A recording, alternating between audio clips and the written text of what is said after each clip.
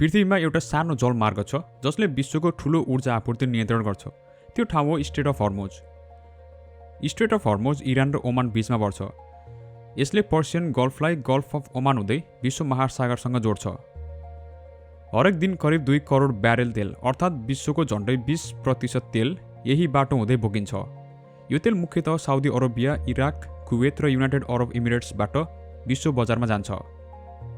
सबैभन्दा साँघुरो भागमा यो जलमार्ग करिब 33 किलोमिटर मात्रै चौडा छ। जहाजहरू चल्ने वास्तविक लेन भने करिब 3-3 किलोमिटर मात्र हुन्छ। यदि यो मार्ग अवरुद्ध भयो भने विश्वभर तेलको मूल्य अचानक बढ्न सक्छ, जुन अहिले भइरहेको छ। मानचित्रमा सानो देखिए पनि स्ट्रेट अफ हर्मुज वास्तवमा विश्व अर्थतन्त्रको एउटा एकदमै महत्त्वपूर्ण नसा जस्तै हो।